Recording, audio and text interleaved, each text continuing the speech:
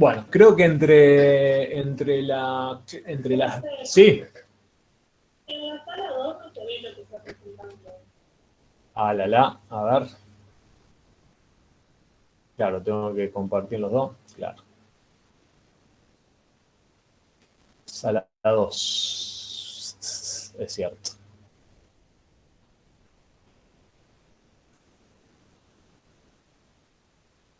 Ahora debería verse, ¿no? Sala 1 y 2.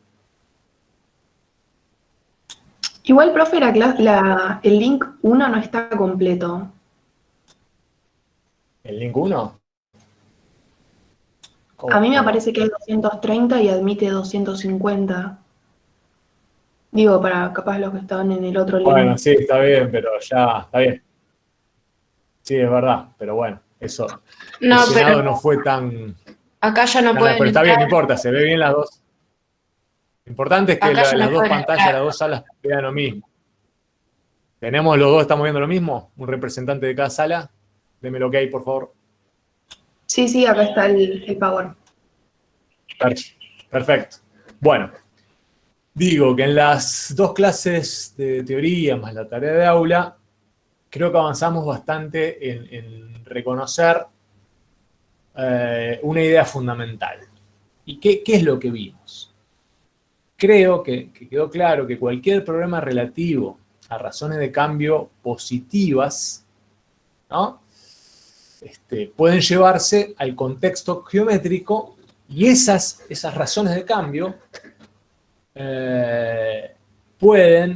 positivas, pueden mediante el cálculo del área de la curva que define esa razón de cambio, permitirnos estimar el cambio total en la función problema que decíamos modela un proceso determinado. Entonces, concluimos que si sabemos calcular áreas, que creo que lo sabemos hacer, entonces vamos a poder resolver cualquier problema relativo a razones de cambio positiva y en el fondo acceder a esa incógnita que devela nuestro camino, que es encontrar la razón de el cambio total en un proceso determinado si solo conocemos la velocidad que define o que explica o que describe ese proceso. Por lo tanto, a partir de ahora y por un tiempito, nos vamos a abocar al problema que está aquí. Vamos a ver cómo podemos desarrollar algún método para calcular el área de regiones planas con contornos curvos, porque el área de regiones planas con contornos rectos es muy fácil de hacer, tenemos las fórmulas geométricas para ello. Entonces vamos a hacer esto teniendo en cuenta lo que es la idea fuerza del cálculo integral, es decir, la región debajo de una curva y por encima del eje horizontal siempre lo vamos a poder aproximar por rectángulos cada vez más delgados y esta aproximación se puede hacer tan exacta como se quiera. Creo que con esta idea fuerza hay un consenso bastante acabado en el sentido de que se puede hacer, porque es lo que estuvimos haciendo estas últimas semana y media. Bueno, para ello debemos darle un formalismo al trabajo que vamos a llevar adelante, que es un poco lo que estuvimos haciendo en forma más intuitiva, tanto en tarea de aula como en las clases de teoría anteriores. Lo que es conveniente, como vamos a estar situados en un contexto geométrico, tratar de definir con precisión qué figura define el contorno curvo que vendría a ser, en nuestro caso, la función, razón de cambio, velocidad que describe el proceso, ¿no? Bueno, esta figura que define ese contorno curvo es el famoso trapezoide T, que va a estar que van a ser los puntos del plano, los pares ordenados X y tal que la abscisa de esos puntos van a estar entre los valores A y B, a la sazón define el intervalo entre comillas de integración, y las ordenadas de esos puntos, que son parte de la figura, van a estar entre el eje horizontal, es decir, entre 0, y en cada caso va a estar acotado por f de x, ¿no? Bien, para poder precisar y darle mayor rigor a la fórmula de cálculo que queremos desarrollar, vamos a tener que utilizar las notaciones que ya introdujimos en encuentros anteriores. Con n, cuando hablemos de n, va a ser el número de subdivisiones del intervalo.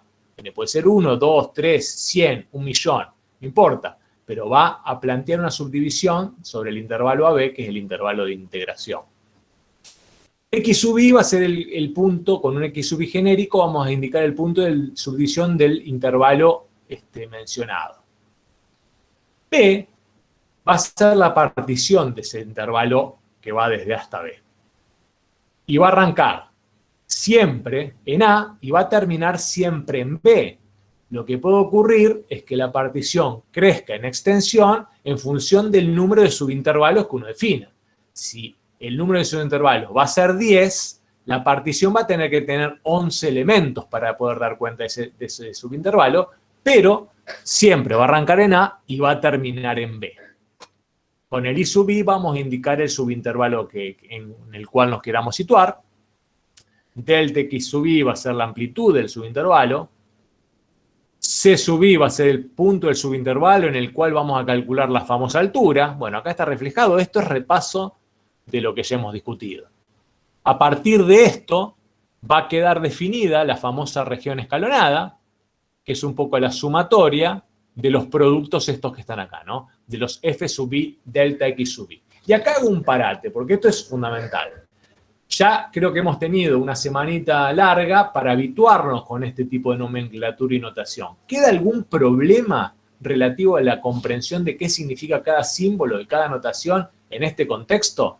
Y abro preguntas, porque entiendo que puede ser pesado. Profe, Sí. yo quería consultarle dónde está la fórmula de la región escalonada. El n que está arriba, Sí. ¿es la cantidad de intervalos, sería? El n de acá arriba sería el abajo número de... ¿Dónde está el mite Ah, R? el n acá. Claro. Perdón, Ahí. el n de aquí, el n de acá, Sí, sí. sí, es la cantidad de subintervalos. Fíjate que acá tenés 1, 2, 3, 4, 5, 6, 7, 8, 9. Este n iría hasta 9 en este ejemplo de acá. ¿Está Claro. bien? Sí, sí. Ahí entendí. Gracias. Lo mismo acá. Sí. Bien, ¿alguna otra duda al respecto? Yo tengo una duda, profe. Sí. No entiendo qué significa ahí I igual a 1. Sí, tengo la misma duda. Claro, porque en la notación sigma, que es esta, o en la notación U, que es esta implica la suma de las áreas. I igual a 1 indica que, claro, que mis subintervalos siempre van a empezar desde el primero hasta el n. Si n vale 9, fíjate en este caso, esto va a ser el área del primero, más el área del segundo, más el área del tercero, y así hasta 9. Y siempre empieza en 1 en nuestra notación y en nuestro método.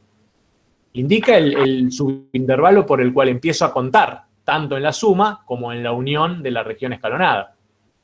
Siempre el I va a empezar de 1 en este contexto. No es una obligatoriedad. Si yo me muevo a otro contexto de análisis en donde use la notación sigma en otro sentido, el subíndice puede empezar desde donde uno quiera. Pero en el contexto, en el proceso de integración que estamos desarrollando, para nosotros siempre I va a empezar en 1, para incluir a todos los subintervalos, desde el primero hasta el último. ¿Está bien? Si yo tuviera, supongamos que yo voy de derecha a izquierda y tengo 9 subintervalos, ¿serían 9? Claro, quiero ver. Vos decís, vas de acá para acá. O de acá para acá. A ver, no veo los comentarios. ¿De A a B o de B a A? Claro, si yo voy de B a A, ahí sería. ¿De Y tengo B a 9, A? sí. Sí, pero si vas de B a A, desnaturalizás el proceso completamente. El proceso como está definido, la notación que vamos a usar, está pensada para ir desde A hasta B. ¿Está bien? Si vos vas de B hasta A, no va en principio a invalidarse el uso de la notación esta, pero tiene que repensarse en función de lo que vos querés hacer, que no es el desarrollo que nosotros vamos a hacer. Nosotros vamos a estar siempre diciendo desde A, hasta B. ¿De acuerdo? Por lo tanto, acá voy a tener el primero, el segundo y el tercero, el cuarto hasta el noveno. ¿Está? Vamos a tomar esa decisión ahora porque si no se va a hacer mucho lío en la anotación y no va a aportar demasiado en el proceso de integración. ¿De acuerdo? Profe, Sí, te leo las preguntas que hay en el chat. dale. Bueno, la primera pregunta, bueno, pusieron que no terminan de entender el significado de P. El P es el conjunto, es un conjunto que solamente indica los puntos a partir de la cual uno construye los subintervalos. Vamos a hacerlo bien sencillo. Supónganse que acá tengo el eje X, acá tengo el 1, acá tengo el 2 y acá tengo el 3. Puedo definir un conjunto P, que es el que se conoce como la partición del intervalo que va de 1 a 3, que en este caso lo puedo definir que va a tener solamente 3 puntos. 1, 2, 3. Esto quiere decir, en el contexto que estamos discutiendo, que he definido una partición del intervalo I en 2 subintervalos. Este de acá, que va entre 1 y 2, y el otro, que va entre 2 y 3. ¿Se entiende? Podría haber definido otra partición distinta, que sea, por ejemplo, 1, 1,5, 2 y 3. En este caso, si mi partición va a tener 4 puntos, quiere decir que quedan definidos cuántos subintervalos. 3, porque va a ser el subintervalo que va de 1 a 1,5, de 1,5 a 2 y de 2 a 3. Es decir, para una partición dada, el número de subintervalos que define es la cantidad de elementos de la partición menos 1. ¿Se entiende? La cantidad de elementos de la partición menos 1. Ese es el número de subintervalos en los que he dividido el intervalo de integración. Ese es el papel que juega P. Y es fundamental, porque define cómo dividir o cómo subdividir el intervalo. ¿Está bien? Genial, ahí puso que había entendido. Leo la otra. Bien. Dale. Dice, ¿qué significan las rayitas al lado de X sub 0 en partición de Y? Claro que en el primer elemento de la partición, en cualquier escenario o cualquier partición que yo proponga, es A. X0 es igual a A, dice acá. O es equivalente a A, o es idéntico en A. Es lo mismo, es como un igual ese. Y en cualquier partición, en este contexto, el último elemento de la partición siempre va a ser el elemento más grande o el elemento que cierra el intervalo de integración. ¿Está bien? Después pusieron, los n van a ser un valor y el número de subintervalos es uno más que el n. O sea, si tengo n igual a 5, son 6 subintervalos. Claro, porque el n vendría a ser, es lo mismo en la analogía con la partición. Si yo tengo n igual a 5, es porque hice 5 subdivisiones y tendría 6 subintervalos, sí. Tendría que pasar eso. Igual después eso lo vamos a retomar, pero está bien, sí.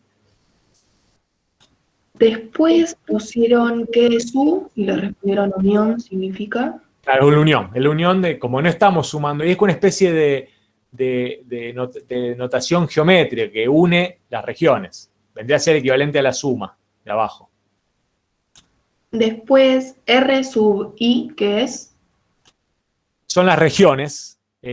Si en el ejemplito en este de acá, I va de 1 a 9. Entonces tengo, la unión sería la región 1, unión la región 2, unión la región 3 y así hasta la región 9. Los R sub I son cada una de las regiones según el número o el índice elegido. Bueno, después pusieron, se le llama trapezoide al intervalo de una curva a una función. No entendí No, eso. el trapezoide sería la figura geométrica esta de acá. Lo que pasa que esta figura que nosotros vamos a usar como leitmotiv para desarrollar nuestro método de integración queda o puede quedar definida a partir de la curva problema, que es F, y el eje de las X más los extremos estos. Pero el trapezoide es esto que está acá. Lo que pasa es que nosotros vamos a querer desarrollar un método que permita calcular el área de este trapezoide, porque sabemos que si nosotros tenemos un método que permita calcular en forma exacta el área de ese trapezoide, ese área va a coincidir con el cambio total que define la función f en un contexto ya físico, no geométrico. Ese es un poco la idea que va a guiar nuestros pasos a partir de ahora y lo que venimos discutiendo en las otras clases. Después pusieron que no entendían bien la diferencia entre U y sigma. Bueno, lo que dijimos antes, U es la unión de regiones. No es una operación, no es una propiedad aritmética. Une regiones, mientras que sigma sintetiza una propiedad geométrica, porque propone la suma de las áreas que define cada una de esas regiones. No es muy relevante el uso de U, porque la U no la vamos a usar prácticamente. Tiene que ver con la necesidad de introducirla para definir la región escalonada como una unión de subregiones, o de regiones más chiquitas que son las que quedan debajo de la curva, o por arriba. Pero la notación que nosotros sí vamos a usar con mucha asiduidad es la de sigma, que es la de acá, que es la aritmética, que es la que nos permite hacer cuentas. Esto no nos permite hacer cuentas, esto es una descripción de tipo geométrica, si se quiere. Otro chico preguntó, ¿los intervalos salen de la partición? Claro, la partición va a definir necesariamente unos subintervalos. El intervalo, llamamos intervalo al intervalo AB, que define el intervalo de integración o sobre el intervalo que estamos haciendo este proceso. Dentro de ese intervalo I nos van a quedar una cantidad de subintervalos, que son los I sub I, que dependen obviamente de la partición. La partición determina la cantidad de subintervalos que nosotros vamos a utilizar. Después dicen, entonces R y A en R van a ser iguales. R, no, porque R es la región y AR es el área de la región. O sea, sí, están obviamente estrechamente vinculados, pero R es una descripción geométrica, es una región. Es una región que define, en este caso, este rectángulo. Este rectángulo es una región en el plano, mientras que el área de R que le corresponde a cada uno de los subrectángulos, o al rectángulo total, es el área de esos subrectángulos o de la suma de rectángulos. ¿Está bien? Oye, y acá dice, entonces N es la cantidad de divisiones, no la cantidad de subintervalos. No, N es la cantidad de subdivisiones. La cantidad de subintervalos, vamos acá. En este caso, el sencillito, ¿no? ¿Cuántas subdivisiones propuse? Son 2 subdivisiones, o 3, está bien. Tendría 2 intervalos, ¿no? 2 subintervalos, ¿de acuerdo? La cantidad de subintervalos es siempre el número de elementos de la partición menos 1. Siempre va a quedar así definido. Como para sintetizar eso. No volvamos tan locos. De todas maneras, van a ver que cuando hagamos desarrollos prácticos, ustedes en la tarea de aula, mucho de esta notación la incorporamos casi intuitivamente. Y al final van a ver que queda bastante claro el uso. No se preocupen demasiado ahora si algunas cosas todavía le cuestan engranar. Ya van a ir entrando. Bueno, ¿algo más? No, profe, no hay ninguna pregunta más. Muy bien, muchas gracias. Entonces tenemos esto, está bueno esto porque son los elementos fundamentales para poder dar la discusión que se viene. Y la discusión que se viene es esta. Nosotros vamos a tratar de demostrar que el área del trapezoide definido por la función positiva, una función positiva, continua en el intervalo determinado entre la curva y el eje de este trapezoide de acá a acá, podemos acotarla a esa región por una región que está inferior, una región escalonada inferior, que va a estar dada por ejemplo, por estos cuatro subregiones, y la podemos acotar superiormente por una región escalonada superior. ¿De acuerdo? Eso quiere decir que el área del trapezoide que está acá, que está en esta especie de triángulo curvo, el área de este trapezoide, si esto es cierto, es decir, si podemos acotar a la región T entre esta región escalonada inferior y esta región escalonada superior, el área de este trapezoide tiene que ser mayor necesariamente que el área que me va a dar la suma de las 4 subáreas estas de acá, ¿no? Y tiene que ser menor necesariamente de la suma de las áreas que me van a dar estos 4 rectángulos superiores. ¿Está bien? Bueno, es fundamental esto porque nosotros vamos a demostrar, si llegamos al final de esta discusión, que por defecto y por exceso, estas, a medida que aumente el número de particiones del subintervalo de la región escalonada inferior y a medida que aumente el número de particiones en esta región escalonada superior, si las dos regiones convergen a un mismo valor, ese valor de la suma de las áreas tiene que ser el valor del trapezoide que estamos buscando. Y esa es un poco la justificación geométrica de por qué podemos decir que este proceso que estamos discutiendo hace una semana y pico nos permite justificar que para calcular el área de un trapezoide podemos hacerlo a través de una suma infinita de áreas dadas por figuras geométricas más sencillas, como el caso de los rectángulos. Bueno, vamos a ver cómo pasa eso. Para hacer eso, respiremos hondo y pongámonos de acuerdo en lo que queremos demostrar. Bueno, fíjense. En el gráfico tenemos una función, que es la que está acá, que define un trapezoide, que podemos acotarlo a este ejemplito de acá, este trapezoide, y vamos a decir que tenemos una región escalonada por defecto, dada por este rectangulito punteado, y una región escalonada por exceso, dada por el rectángulo de acá, lo que estoy marcando acá. En principio, podemos estar seguros que la región que me da, o el área de la región que llamamos Q, ¿no?, es mayor que el área que me da la región escalonada inferior y es menor del área que me da la región escalonada superior. Lo que nosotros vamos a usar es un pequeño recurso para aproximar el área de Q como el área de T. Todavía no son iguales o no están cerca porque el área de Q claramente no coincide con el área de T, porque si yo lo pongo acá y los independizo un poco para que sea más claro, T sería esto, ¿no? Este sería T, y Q nos queda una cosa que es algo así, ¿no?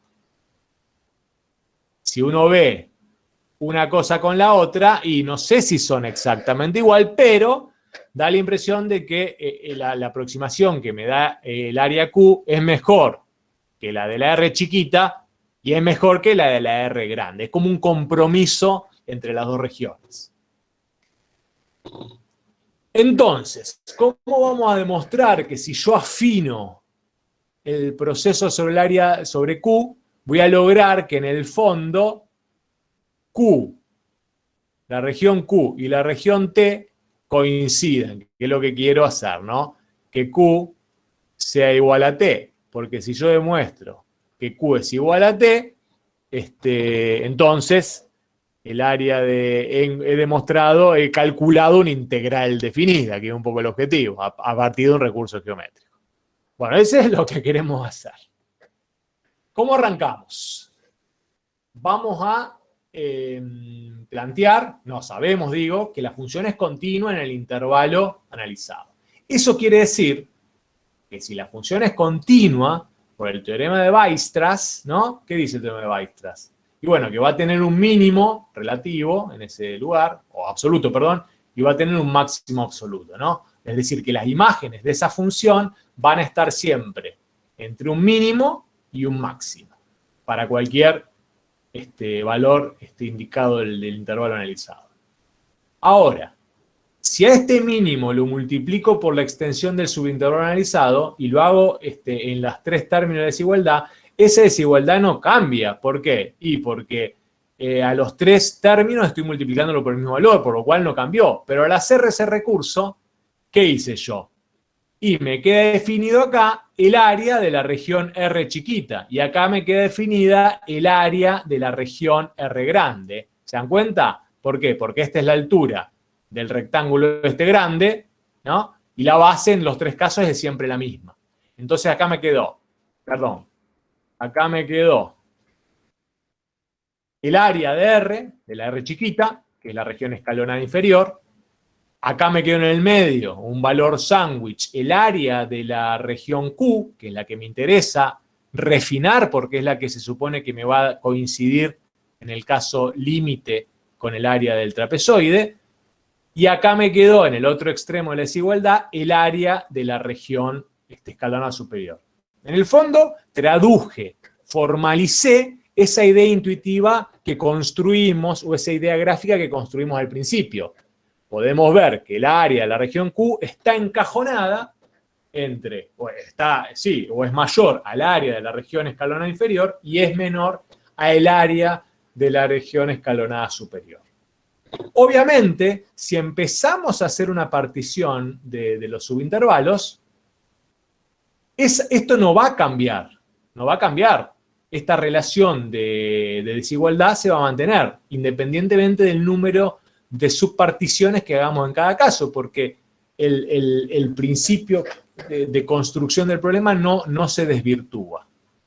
¿A dónde queremos ir con esto? Claro, que en el límite, cuando yo haga una partición, fíjense, cuando n tiende a infinito, y entonces la región escalonada inferior esté formada por infinitos rectangulitos, el valor L sub 1 me va a dar el valor del área de esa región. En el ejemplito voy a borrar, porque ya sé que se está haciendo lío, pero es necesario empezar esta discusión. ¿Qué es lo que quiero plantear acá? Es como tomar esta región escalonada inferior, que arranca de esta región exagerada, que es solamente formada por un rectangulito, ¿se dan cuenta? Lo que voy a hacer es pasar de esta a infinitos rectangulitos. Está bien, va a ser una región escalonada inferior, pero va a estar mucho más cerca de la región T incógnita. ¿Por qué? Y porque es lo que vimos antes. Si yo agrego más rectangulitos, por más que tenga una aproximación por defecto de la región incógnita T, que es la que me interesa determinar, voy a estar más cerca, fíjense. Este es un rectangulito, este es otro rectangulito, este es otro rectangulito, y así. En el caso límite, en donde yo tuviese infinitos rectangulitos, es muy probable que ese valor de convergencia, ese valor L1, sea muy parecido al valor de T que estoy buscando, al área de T que estoy buscando.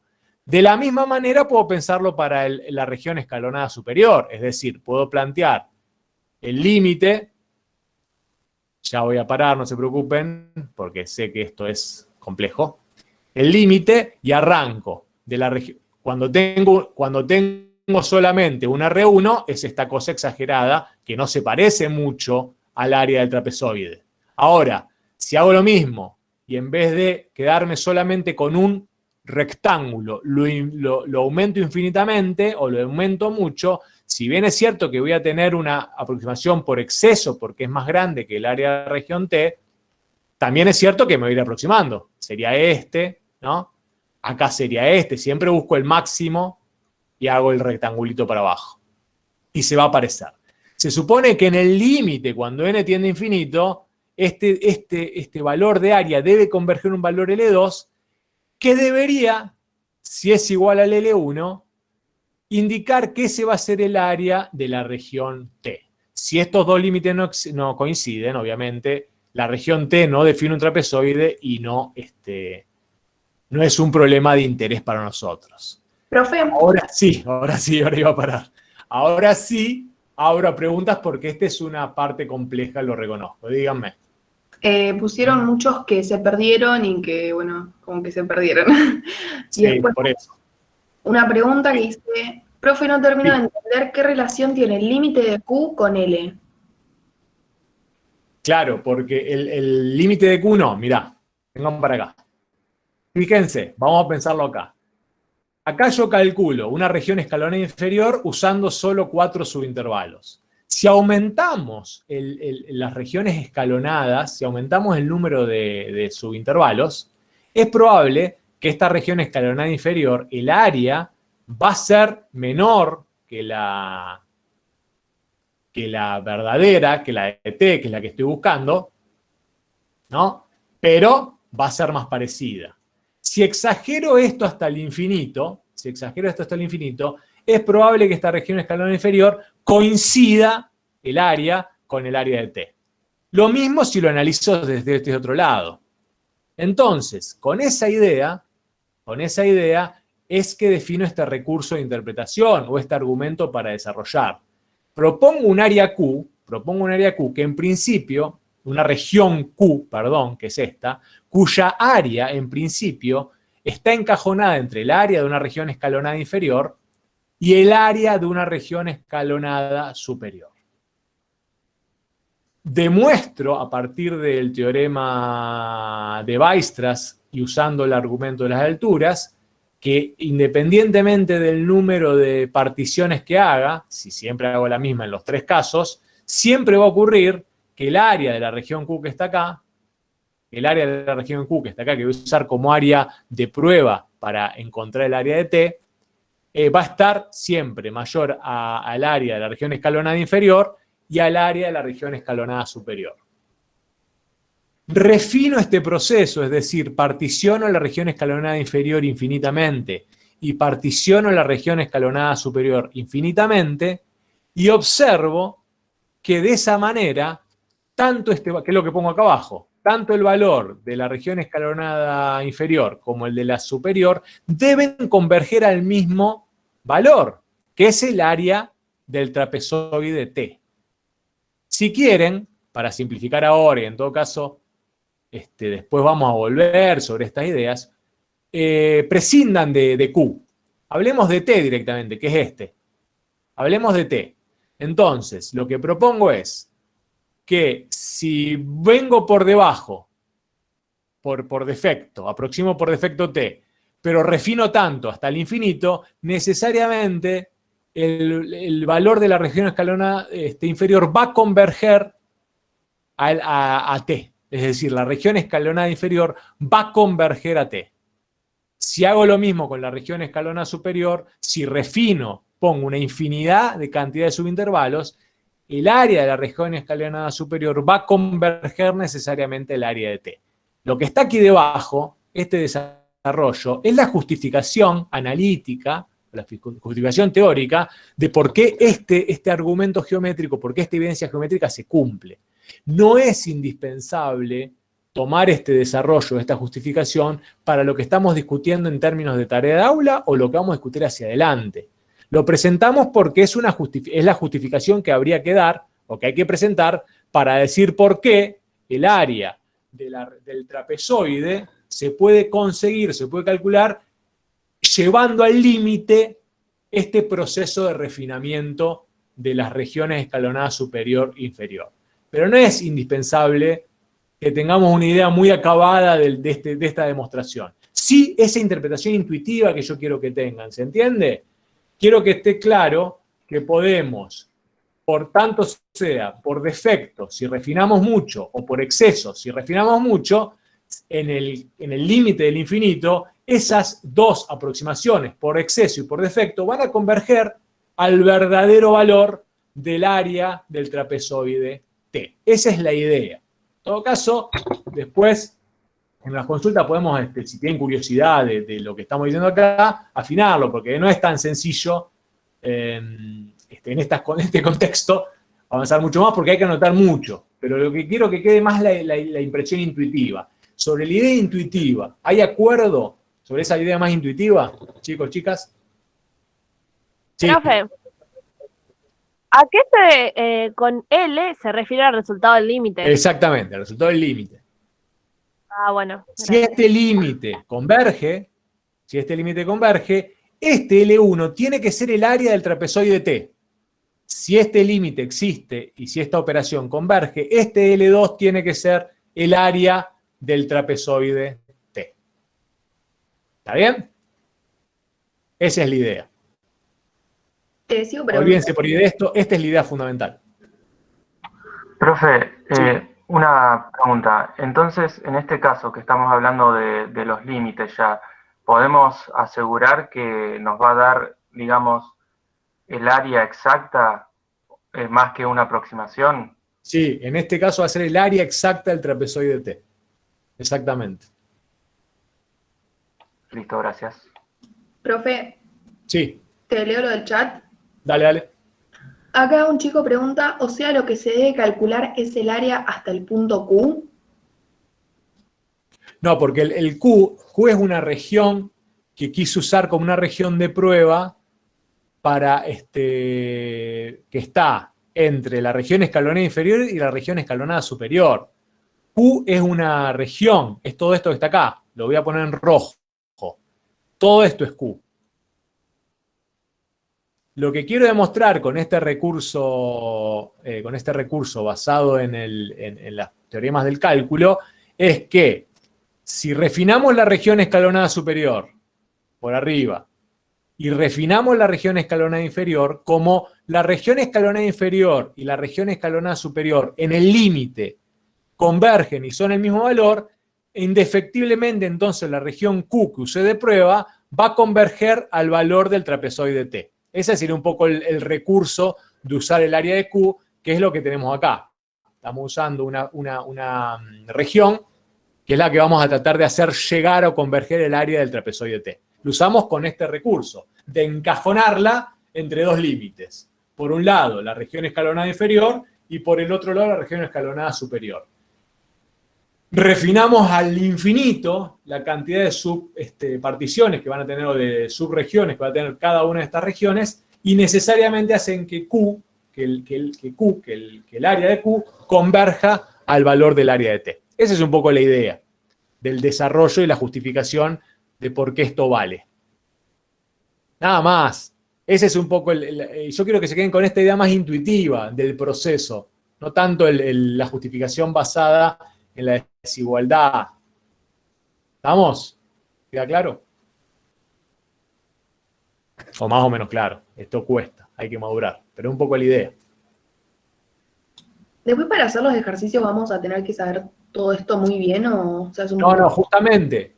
En el caso de que vos planteas un ejercicio, esto ya está demostrado, lo tomamos como una demostración de que vale. Si la función es continua en un intervalo determinado, vos después podés proponer una aproximación determinada basado en cuán exacta querés que sea tu aproximación. Pero este límite hoy no lo podemos calcular. Es decir, vos no podés calcular hoy en forma exacta el área del trapezoide, lo podés aproximar. Porque este límite no lo vas a poder calcular, no podés hacer una partición infinita. Bueno, podés tener infinitos subintervalos. Pero ahora vamos a ver un problemita en donde vos podés aproximarlo. Creo que viene ahora, en un ratito. Ya igual es parecido al de tarea de aula. Ahora vamos a discutir un ratito cómo poner a jugar esta idea que fundamenta el cálculo integral para funciones continuas. Pero ahora lo vamos a ver. Profe, a Sí. nosotros en tarea de aula lo que vimos es que el límite de la suma de las funciones escaleras, cuando la PESA tiende a 0, es el área. ¿Cómo se Claro. relacionaría con esto? Claro, porque es lo mismo. Lo que pasa es que vos estás usando cuando la norma de la partición tiende a 0. Eso lo vamos a discutir más adelante. Sí, eso que La no. norma de la partición tiende a 0 es lo mismo que pedir que tengas infinitos subintervalos. Es una forma análoga de decir lo mismo. Lo que pretendemos decir acá, o justificar acá, es cómo, a partir de una aproximación por defecto determinada y una aproximación por exceso determinada, si vos refinás hasta el infinito, el área de las regiones que te deja cada una de esas aproximaciones converge sobre el área, o te dé el área verdadera, exacta, de la figura problema que es el trapezoide. Esta es una justificación de lo que después vamos a usar en la práctica, ¿se entiende? Son dos cosas distintas. Ahora, a los efectos de lo que vamos a evaluar más adelante, no hace falta dar esta justificación. Eso lo tomamos como que está bien, que la aceptamos como válida. Y directamente vamos a proceder con una estrategia de cálculo por aproximaciones con una cantidad de subintervalos determinada. Creo que vamos a ver un ratito. Es lo mismo, esta es la justificación de por qué lo que vos me dijiste vale. ¿Está bien? Sí, ahora sí. Bien. Santiago, Sí. ¿Qué sería que T no es medible o que no existe? Claro, si, suponete que sería, pasaría algo de este estilo. Voy a borrar acá. ¿Eh? Fíjate cómo sería por la negativa lo que está pasando acá. Voy a poner una pantalla blanca. Está bueno lo que planteas. No.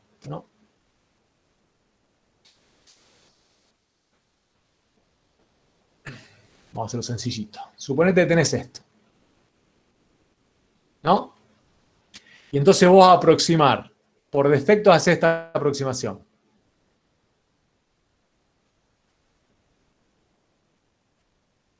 Y podés aproximar, suponete, hasta acá por defecto. Y después tengo que retomar acá.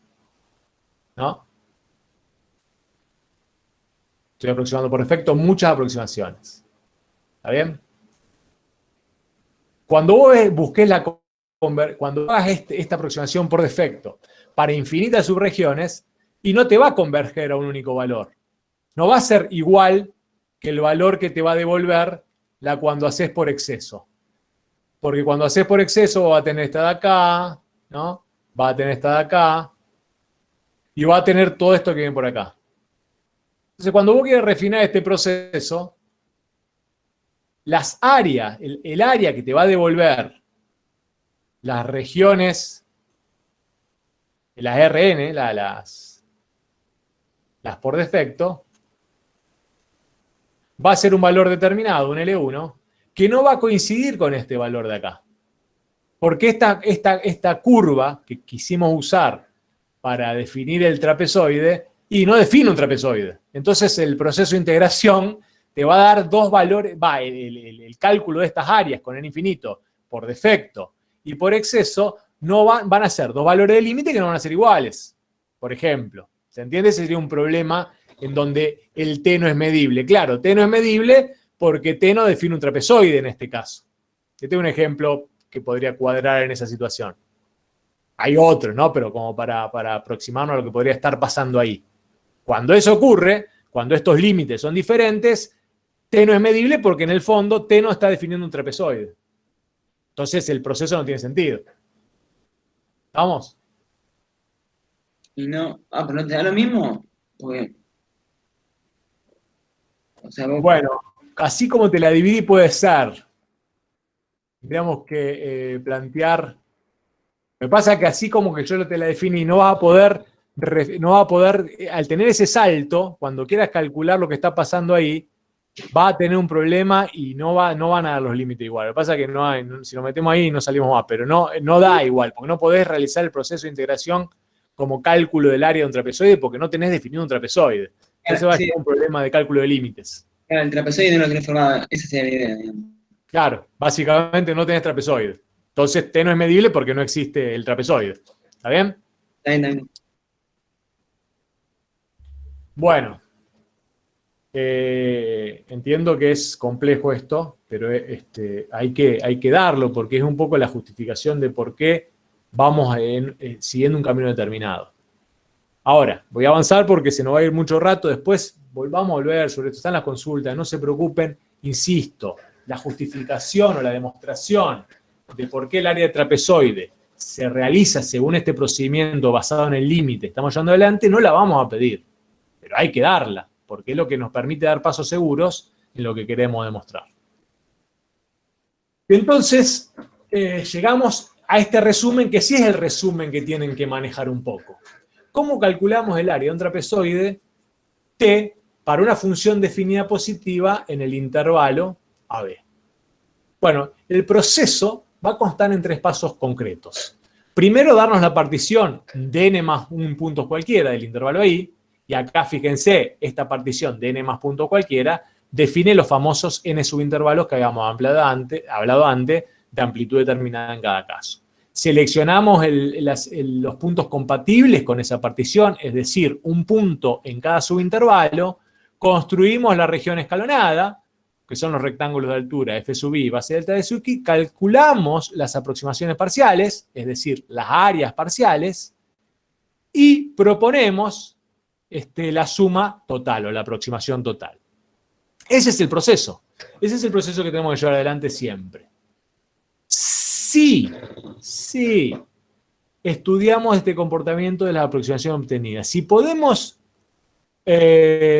hacer que el subintervalo máximo o que el subintervalo analizado de cada uno de los intervalos tienda a 0, es lo mismo que pedir, como hablábamos recién, que n tiende a infinito, porque para que yo haga que cada subintervalo, que cada base tienda a 0, estoy pidiendo que tenga infinitos subintervalos de base prácticamente 0. Bueno, este límite puede existir o no. Si existe este límite, es el área del trapezoide. Y este resultado es el que nosotros usamos como para el que vamos a usar y el que estamos usando para construir una herramienta del cálculo de la integral definida. Porque este área del trapezoide, que está debajo de acá, si existe, va a coincidir con el cambio total que define la razón de cambio de un proceso determinado en un intervalo específico, que es lo que nosotros queremos definir, básicamente. Bueno, lo que hay que manejar, lo que hay que manejar es esto. Y lo redondeo.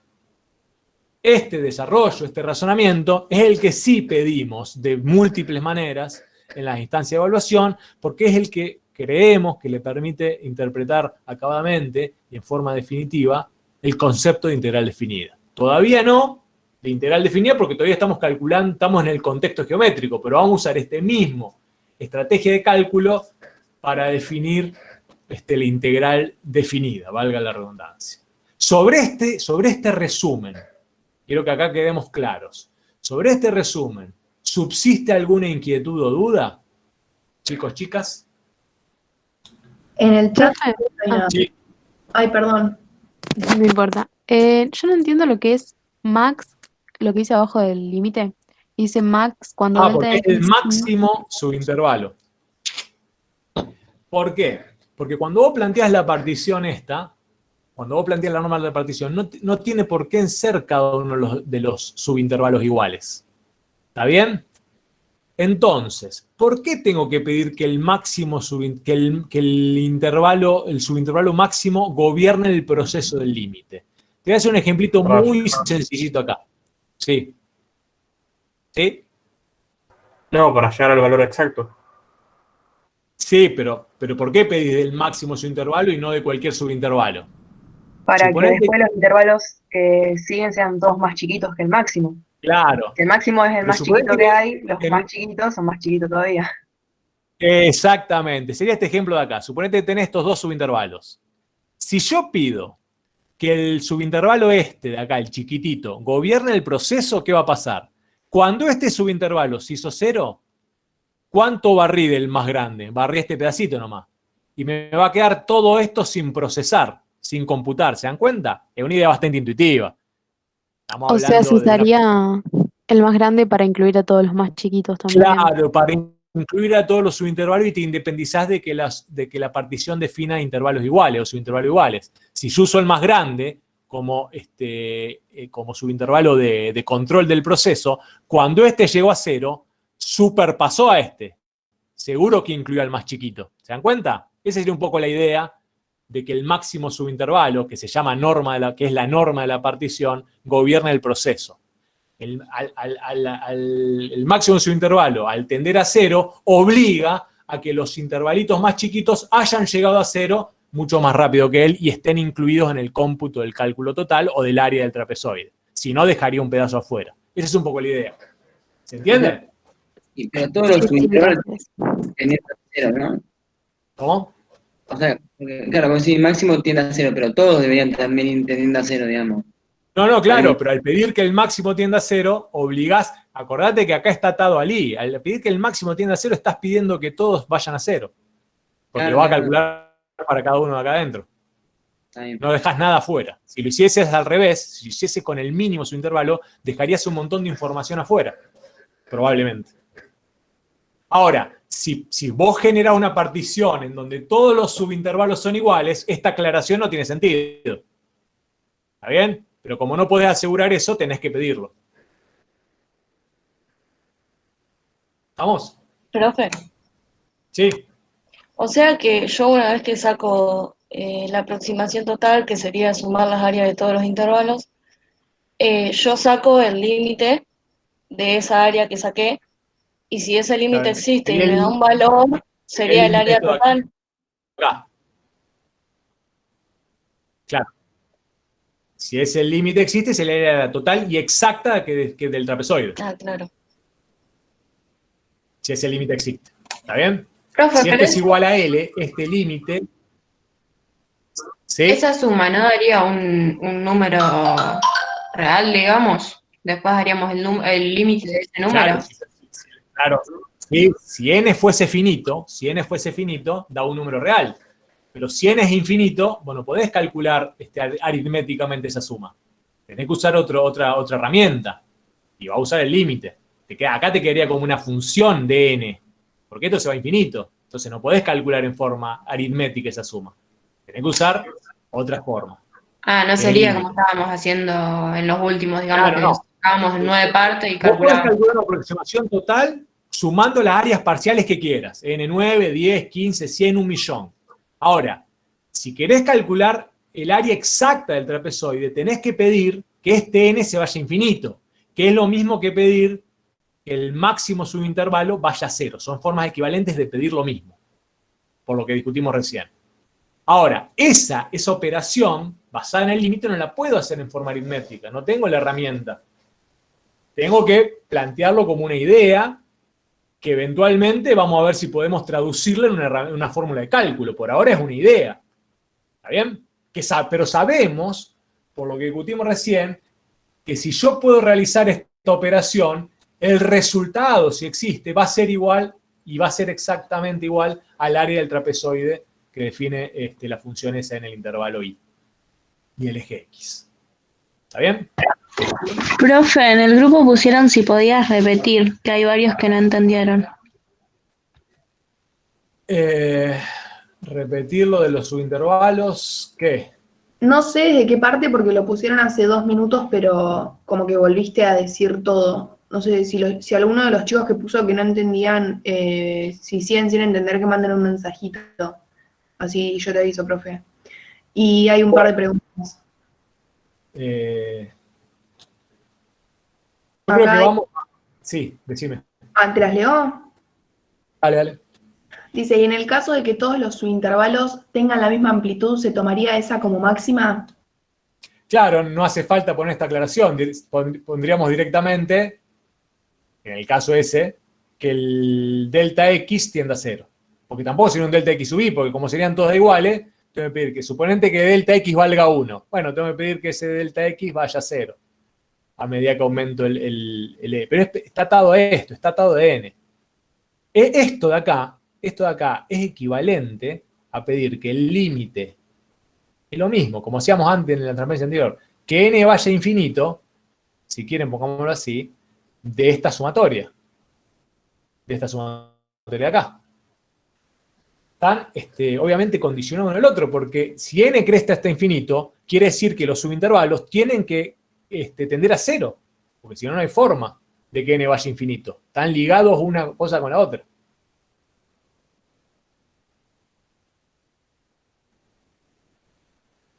Y una pregunta, profe. Sí. ¿Este cálculo es solo, o sea, sirve más que nada para funciones que no son lineales, ¿no? Porque si son lineales o me queda un rectángulo Claro, o un triángulo. Exactamente. Si la función fuese lineal o la función definiese un contorno que es recto o recto a tramos para la función problema, lo hacemos directa. Podemos calcular el área exacta a partir de nuestro conocimiento de geometría de figuras planas con contornos rectos y no curvos. Claro, Lo que pasa es que nosotros estamos definiendo o estamos construyendo esta idea de cálculo porque sabemos, o ayudados por el contexto geométrico, que esta estrategia nos va a permitir construir una herramienta para calcular integrales definidas, que nos permita estimar el cambio total en determinado proceso. Y a eso quiero ir, como para salir un poco de la idea de geometría y pensar un problema de este estilo, que es un poco lo que han discutido también en tarea de aula. Fíjense, ¿qué dice acá? La gráfica adjunta muestra el registro de la tasa de disolución, es decir, una velocidad, de un soluto en un solvente durante las 3 primeras horas después de tu contacto, que sería acá, de 0 a 3. ¿No? Acá tengo una velocidad. Entonces dice, proponga y ejecute un proceso que nos permita calcular, o que nos permita dar, un valor aproximado de la masa total disuelta al cabo de 3 horas. Nos dicen luego si podemos mejorar esa aproximación, si podemos obtener el valor exacto, y si podemos obtener el valor exacto, que podamos justificar por qué. Estos son el tipo de preguntas que nosotros tenemos que empezar a interpretar y reflexionar, basados o ayudados a partir de lo que hemos encontrado con esa reflexión más geométrica sobre el asunto de las funciones que estamos discutiendo, ver si podemos dar cuenta de lo que nos están pidiendo acá. Bien, ¿qué tenemos acá? Tenemos una velocidad, ¿no? ¿Qué sabemos a partir de las primeras discusiones que hemos dado? Que si pudiésemos calcular el cambio total, es decir, la delta masa, ¿cómo puedo calcular la variación de masa entre la hora 0 y la 3? ¿Cuál es la herramienta que estamos desarrollando para calcular esa variación de masa? ¿Cómo se llama? ¿Integral? No. Integral definida. O sea, la estamos buscando, sabemos, por las primeras discusiones que hemos dado, que la integral definida es la que nos permite calcular un cambio total en un proceso determinado, cuando el dato que tenemos es la velocidad que regula ese proceso, que es este caso, ¿no? O sea que tenemos una herramienta matemática. Ahora, ¿podemos calcular la integral? ¿Cómo podemos hacerlo, esa integral definida? Todavía no tenemos una regla de cálculo de la integral definida, pero ¿qué hemos discutido recién? Y tenemos que... ¿Cómo? ¿Sí? No. ¿Cómo podemos aproximar el valor de esa integral definida? Con el proceso de integración. Claro, que el proceso de integración, ¿qué implica? Que vamos a calcular una integral definida según qué, o calculando qué. Rectángulo. ¿Eh? El área del trapezoide. El área, si la función es positiva, como este es el caso, vamos a calcular o aproximar esa integral definida a través del área del trapezoide que tenemos acá. ¿Cuál es el trapezoide? Y el trapezoide es este, de acá. Y bueno, tendría que pasar por la curva, ¿no? Este es el trapezoide, ¿no? Entonces, si nosotros pudiésemos calcular el área de este trapezoide en forma exacta, ¿a qué va a ser igual? Al cambio de la velocidad. A la cambio total, a la variación de masa. ¿Se dan cuenta? Sí. Ese es nuestro escenario. ¿Puedo calcular en forma exacta el área del trapezoide? Y, a raíz de lo que discutimos recién, todavía no. Tengo una idea de cómo hacerlo, que sería el límite cuando los subintervalos tiendan a infinito, la norma de la partición tiende a 0. Está justificada, está debidamente justificada y sabemos que eso es cierto. Pero no puedo hacerlo, no tengo una regla de cálculo de eso. Pero no me piden que lo calcule en forma exacta. Me piden que demos un valor aproximado. ¿Puedo dar un valor aproximado? ¿Qué harían? Bueno, piénsenlo, piensen un ratito y díganme. Yo ya vengo, piensen un ratito.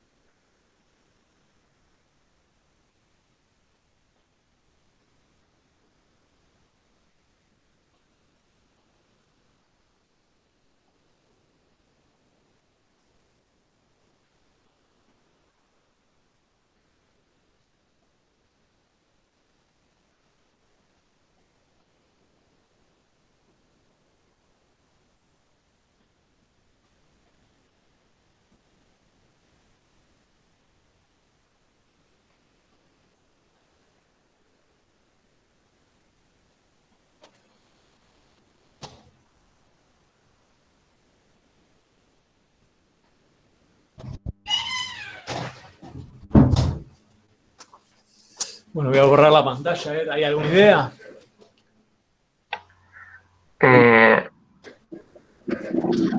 Supongo que podríamos hacer lo que vinimos haciendo desde el principio de las clases. Primero Exactamente. sería ¿Consistiría en qué? Paso número 1, vamos a hacerlo acá, después lo pasamos en limpio. definir una partición. Primero definir una partición. Exactamente. Que podría ser arrancando en 0, punto inicial, y acá pondríamos una serie de puntos y tendría que terminar en 3, ¿no? Ese sería el primer paso. El paso 2, ¿cuál sería? Elegir en cada subintervalo un valor y asignarle a todo ese subintervalo ese valor de imagen. O sea, el valor de imagen. Exacto. Yo le voy a hacer burdo acá para seguir la idea, después ustedes lo pueden refinar. Pero supónganse que mi partición consiste en los puntos 0, 1, 5, 3. La Sí, selección pero una vez que está la partición, compatible ahí con esa se partición. determinan los subintervalos. Claro, podría ser. Claro, acá voy a tener, este va a ser el n sub 1, ¿no? Que va a estar entre 0 y 1,5, y este va a ser el n sub 2, que va a estar entre 1,5 y 3. En cada uno de esos subintervalos, que son 2, yo tengo que definir un punto para calcular la altura de la región escalonada, para cada subintervalo. La región que le corresponde al subintervalo 1 y la región que le corresponde al subintervalo 2. O sea que yo puedo elegir, por ejemplo, el punto 0,5, ¿no? Que queda dentro de este primer subintervalo, y puedo elegir, por ejemplo, el punto 2, que queda dentro de este segundo subintervalo. ¿Me siguen? Ahora, ¿cuál sería el tercer paso? Hacer yo lo que haría es delta, o sea, bueno, buscar los delta, que sería 1,5, puede ser en cada uno. Claro, Y eso tengo un delta x1, bueno, es igual a delta x2, ¿no? Pues son iguales en este caso. Son los dos iguales a 1,5. Y esa va a ser la base de cada una de la región de la región 1 y de la región 2, ¿no? Después tendría que buscar las alturas de cada una de esas regiones. Sí. ¿Y cómo busco la altura de la región 1? Y podés buscar cualquier punto que sea compatible con el subintervalo, pero quedaría ya lo mejor definió acá. definido Las imágenes con uno que esté en el medio. Claro, bueno. En F, en 0,5 tendría una altura, que sería esta, por ejemplo. Lo ideal es buscar una altura exacta, ¿no? Si esta fuese la altura, me quedaría para todo este primer intervalo, que es todo esto que está acá, esta R. Este sería R1, ¿no? ¿Se dan cuenta? Y para R2, para la segunda, tendría que buscar, según lo que elige acá, lo que valen 2, que sería este valor. Entonces me quedaría esta de acá. Obviamente, una cosa prolija. Pero acá tendría la altura, sería F en 2. Y ya está, porque la aproximación no sería otra cosa que el área de la región 1 más el área de la región 2. Y eso sería la variación o el cambio total en la masa del soluto. ¿Está bien?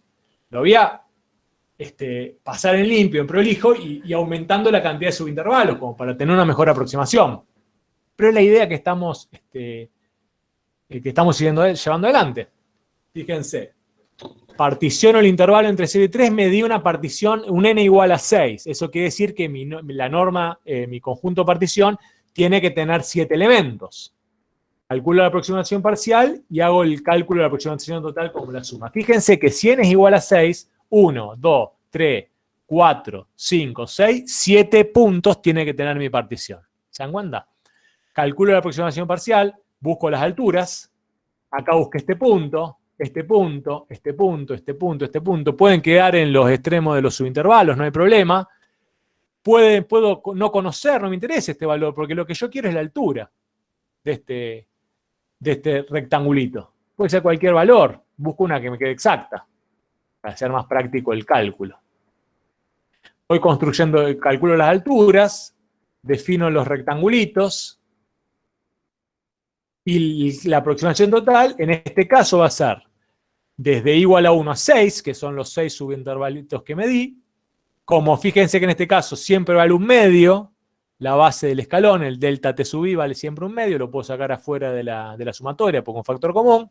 y el resultado va a ser 1850. Es decir, el cambio total en la masa de soluto durante las 3 primeras horas es parecido o se aproxima a 1850 miligramos. ¿Se dan cuenta? Esto es lo que nosotros queremos que sí manejen con cierta fluidez y confianza, sabiendo que este desarrollo está debidamente justificado. No hace falta que den la justificación en cada caso, pero saben que está debidamente justificado. Entonces ustedes pueden utilizarlo para aproximar el cambio total en procesos cuyas razones de cambio tienen esta forma tan intrincada. ¿Se dan cuenta? ¿Está claro? Profe, Sí. los puntos rosas que elegís. Sí. Eso no veo en ningún lado que aparezca el valor de cada punto rosa. Porque no hace falta ese valor, porque vos sabés que este punto rosa, en este caso, o sea, si querés hacerlo en forma más prolija, sí, porque tenés que informar la selección de puntos compatibles, si querés, pero si no te lo piden, vos podés buscar un valor, una imagen, porque esta imagen te la está devolviendo la función. Sí, entiendo que y este punto el corte, digamos, con una referencia, pero no. Claro, por eso, pero este punto está dentro del subintervalo número 1, este de acá. Por lo tanto, esta altura define esta primera región. Obviamente, si lo pueden hacer en forma más prolija, bienvenido sea, pero lo queremos mostrar así porque no es indispensable. No atenta, desconocer este punto, el valor exacto de este punto, no atenta contra el proceso de integración o el cálculo de las áreas, del área total de la aproximación parcial. No es indispensable. Lo que importante es que vos conozcas en todo caso en forma exacta la altura para poder construir cada una de las regiones. ¿Lo ves? Eventualmente, vamos a decir, si tenés la información, informala, bienvenida sea. Pero queremos demostrar que no es relevante para el proceso de integración conocer ese punto. Lo único que tenés que pedir es que esté dentro del subintervalo seleccionado.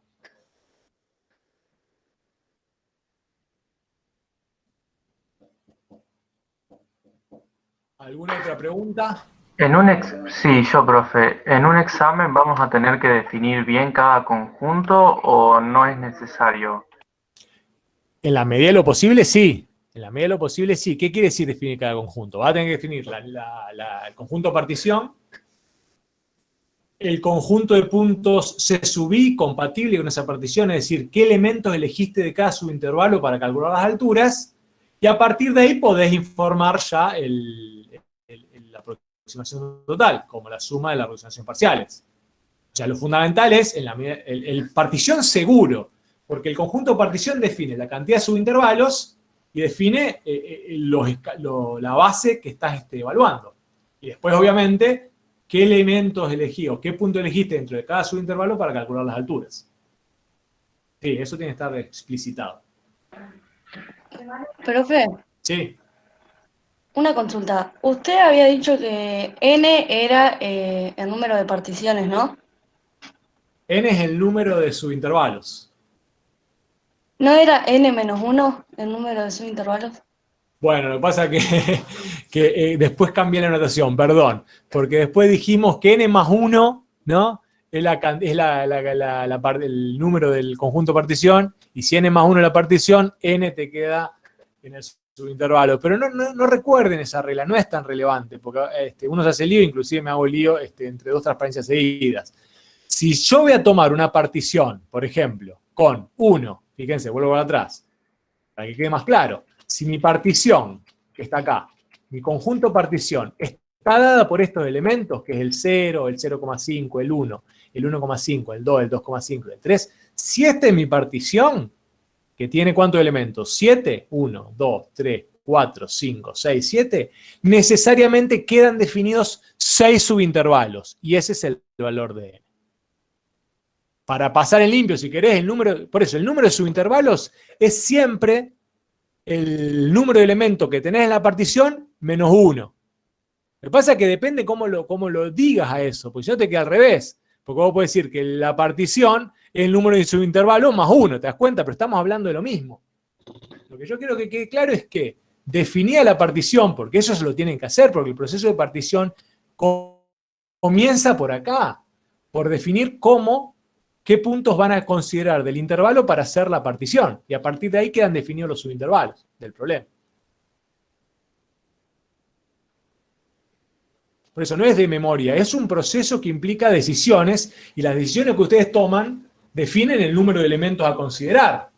Lo importante es tener en claro cómo va a ser ese proceso, y el proceso, repito, empieza por acá. Tienen la libertad de elegir la cantidad de puntos en el conjunto de partición que quieran, sabiendo que mientras más puntos en el conjunto de partición que tengan, el número de subintervalos va a ser ese número que eligieron menos 1. El número de subintervalos, el n. ¿Está bien? Sí, ahora ya entendí. Se me había mezclado por eso. Está bien, no, pero lo que pasa es que tiene que ver con esto, depende de cómo lo contás. Si lo contás del número de la partición hacia el número de subintervalos, te queda de una manera, y si lo contás del número de los elementos de la partición hacia el número de subintervalos, te queda al revés. Hay que Claro. Sí. Sí. Bueno, acá damos cuenta del primer interrogante, si podíamos aproximar el cambio total. Y lo podemos aproximar, ¿no? A partir de este resultado. Después nos preguntaban si podríamos obtener una mejor aproximación. ¿Y cómo haríamos eso?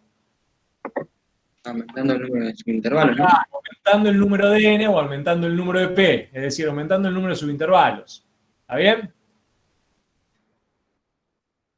¿De acuerdo? Que es afinando p, afinando la partición, hablando coloquialmente. Por ejemplo, n igual a 12. Si tengo 12 subintervalos, ¿cuántos elementos voy a tener en el conjunto de partición? 13. Exactamente, perfecto. Y la tercera pregunta era, ¿cómo hallaría el valor exacto? ¿Y tengo la seguridad de que puedo encontrar un valor exacto? ¿Qué tendría que hacer? Claro. El límite. Cuando la norma de la partición tiende a 0 o cuando n tiende a infinito, de la sumatoria de las áreas parciales o de las aproximaciones parciales. Exactamente. Profe, tengo una duda. Sí. En tarea de aula, una de las profes nos dijo que no es lo mismo decir que la norma de la partición tiende a 0 que decir que n tienda a infinito. Claro, yo te digo, profe, lo que ella quiso decir. No sé en qué contexto lo habrán discutido, porque son dos, está bien. Porque creo que la idea que ella quería decir es que vos suponete que al intervalo que va de 0, 5 a 1, ¿no? Bueno, vos lo haces, por ejemplo, a todos los intervalos los haces tender a 0, excepto el intervalo 1, 1,5. Digamos, lo dejás así, ¿no? O sea, es como que vos harías que el número de subintervalos tiende a infinito, pero a uno como que lo dejás sin cambiar. Y tenderían a infinito igual. Claro. Lo que entiendo que vos planteas, Bruno, y me parece que tiene que ver con ser más riguroso, es que con el n tendiendo a infinito, si todos los subintervalos tienen distinta extensión, tendríamos un problema que comentábamos antes. Quizás alguno de los subintervalos, ¿no? No converge tan rápido como los otros, infinito, entonces el resultado no es igual. Pero el efecto de pedir que la norma de la partición tienda a 0, que es el máximo subintervalo, obliga a que independientemente de cómo sean los subintervalos, todos tiendan a infinito. Para mí son equivalentes, habría que ver en qué contexto, o cómo está expresada la formulita esta de cálculo. Ahora, desde el punto de vista conceptual, para que nos quedemos tranquilos, pedir que la norma de la partición tienda a 0 o que n tiende a infinito, en este contexto son expresiones equivalentes. ¿Está bien? Desde el punto de vista conceptual, porque estamos pidiendo lo mismo. ¿Se dan cuenta que estamos pidiendo lo mismo? Sí, profe, está bien. O sea, después, en términos rigurosos, podemos encontrar alguna diferencia de notación, si querés. Ahora, en términos conceptuales, estamos pidiendo lo mismo. Entonces, ¿cómo hallaríamos el valor exacto? Resolviendo este límite. ¿Podemos resolverlo? Todavía no. Todavía no podemos resolver ese límite.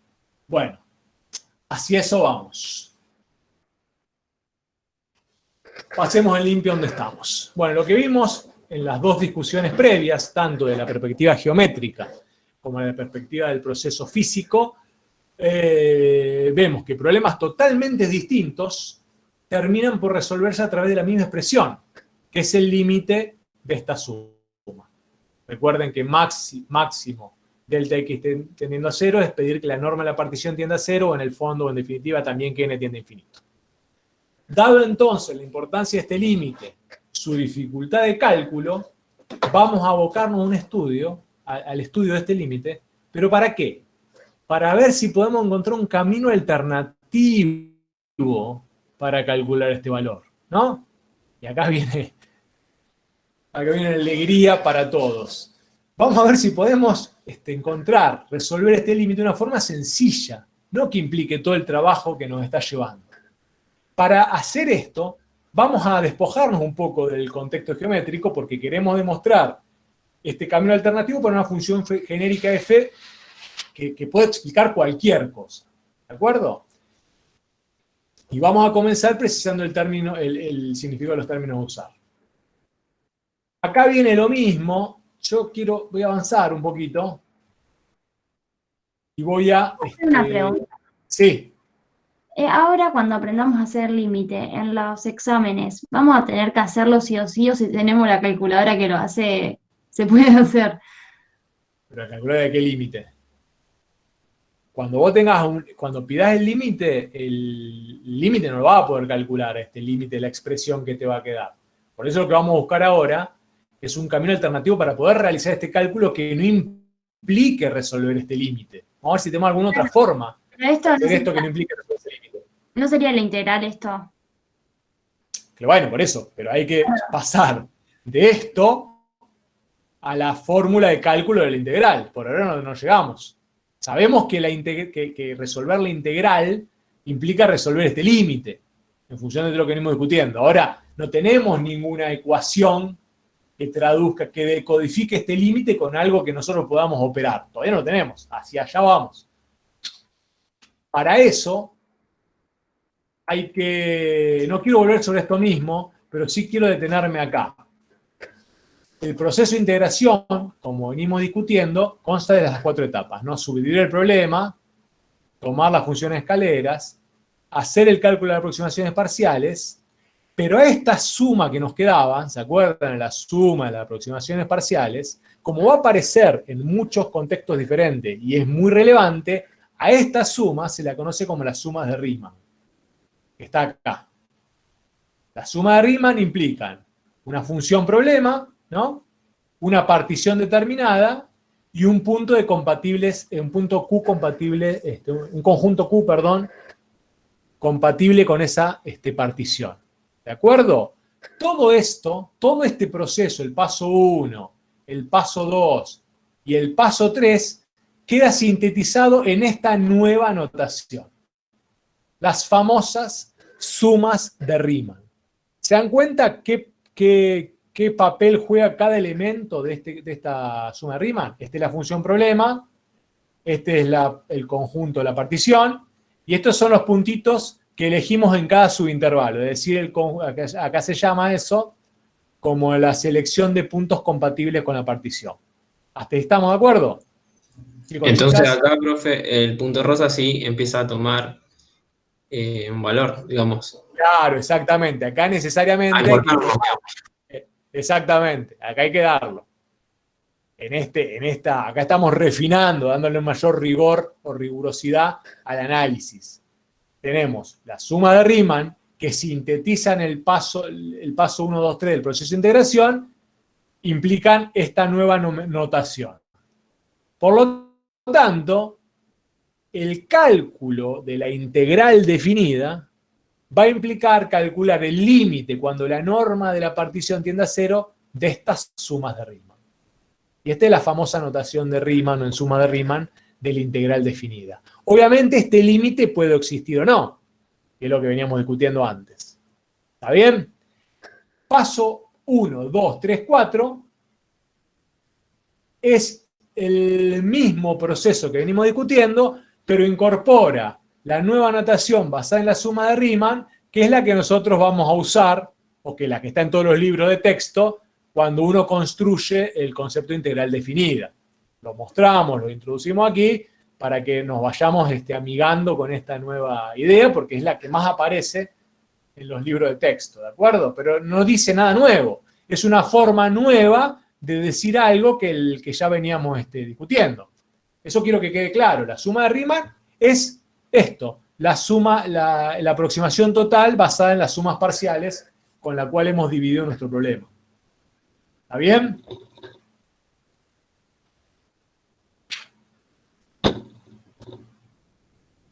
Entonces, profe, la suma de Riemann queda en función de los tres conjuntos. Sí, es una suma que queda en función de los tres conjuntos. Del conjunto función F, del conjunto P y del conjunto Q. Sí, queda así definida. Pero es de la manera que queda definido así, esto también se define de esa manera. Porque esto también está atado a qué partición elegiste, porque la partición que haya elegido define los subintervalos delta X, y a qué conjunto Q elegiste, porque va a definir las alturas, porque define los E sub I. O sea, que estamos hablando siempre de lo mismo. No sé si se dan cuenta. Pero dándole una vueltita de tuerca cada vez, porque estamos pasando de un contexto meramente geométrico y nos estamos acercando cada vez más a la rama del cálculo. Todo lo que nosotros traemos casi intuitivamente de ese contexto geométrico va a estar convergiendo a una herramienta de cálculo. Ya estamos en esto. Esto que está acá, ¿dice algo nuevo? No, no necesariamente, pero se parece más a una expresión del cálculo y se aleja cada vez más de una expresión del contexto geométrico. Bueno, esto acá, está acá al paso 1, 2, 3, 4, es lo que ustedes tienen que ya casi saberse, o a partir de las semanas venideras, sería casi como no de memoria, pero sí es la idea que este sería el proceso de integración. Estas son las famosas 4 etapas del proceso de integración que venimos discutiendo de diferentes perspectivas, pero que de alguna manera se consolidan en esta última forma, que es la forma más elegante y prolija. Cualquiera de las otras es igualmente válida, de la forma que ustedes lo aprendan y les resulte más natural y cómodo lo pueden contar, pero esta sería la forma más atada a la rama del cálculo. ¿Está bien? Vamos a avanzar. Es un montón lo que estamos discutiendo hoy. Yo entiendo. Es un montonazo. Vamos a ir y venir, no se preocupen. Hay un montón de cosas que van a quedar hoy ahí, como que no terminan de cerrar. Es un proceso. No va a aprenderse de un día para el otro. No se preocupen. Están las tareas de aula. El lunes retomamos las cosas que quedan más ahí, que faltan solidificar. Están las consultas. No hay tanto apuro. Tampoco para su tranquilidad, tampoco hemos definido tantas cosas. Estamos dando por ahí vueltas siempre sobre una misma idea, pero estamos dotándola de mayor rigor, de una notación mucho más clara. Y está bueno acompañar este proceso porque de esta manera se construyen las teorías científicas.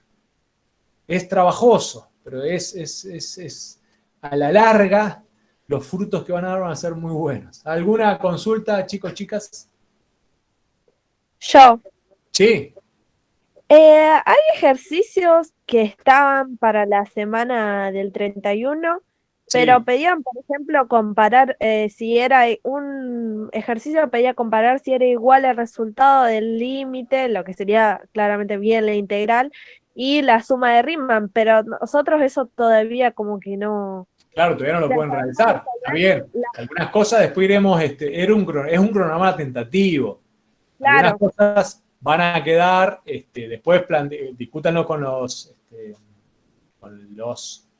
jefes de trabajo prácticos, serán retomadas más adelante. Lo importante es que en las 5 semanas esas que tenemos programado para integrales, podamos barrerlo todo. Algunas cosas, porque nos vamos retrasando y por un montón de cuestiones, vayan quedando para más adelante. Pero si pueden avanzar en la resolución, bienvenido sea. Porque tienen la lectura del libro y un poco lo que estamos discutiendo acá les permite, por lo menos, avisorar si se puede, si no se puede, por qué no se puede. Está bueno que vayan haciéndose esas preguntas. Después lo vamos a ir refinando eso. pero es más importante. Eso está puesto para el que le está siguiendo más solo a la materia o sola, para que tenga una referencia de por dónde estamos yendo. Pero si ustedes le están siguiendo en las teorías y en las tareas de aula, guíense por lo que estamos discutiendo acá, más que nada. ¿Está bien? Claro, yo lo que quería saber era si todavía nosotros no tendríamos por qué saber resolver el límite de la suma de Riemann. No, todavía no podemos. Todavía no podemos. Profe, capaz que está fijándose en la página equivocada, porque... No puede ser, porque creo que algunas de las actividades sugeridas para la primera semana, porque aparte ese cronograma está armado para 2 clases de teoría de 2 horas y estamos bastante más comprimidos.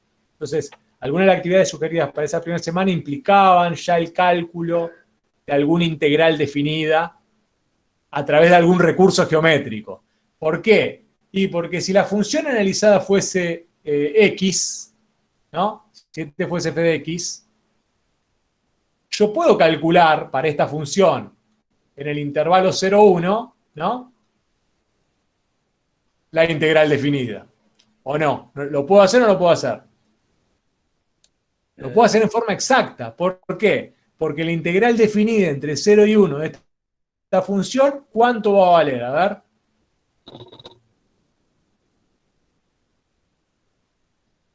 ¿Qué les parece? Puede ser que acá vos tengas que hacer un triángulo. Claro, queda un triángulo.